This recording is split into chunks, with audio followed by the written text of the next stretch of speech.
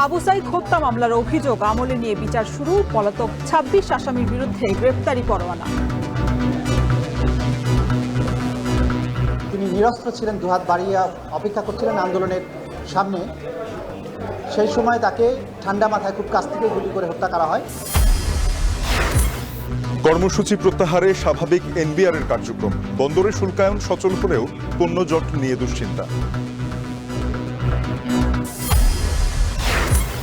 সংখ্যানুপাতিক পদ্ধতিতে নির্বাচনের দাবি মানবে না বিএনপি, ১১ মাসেও ভোট না হওয়া দুঃখজনক।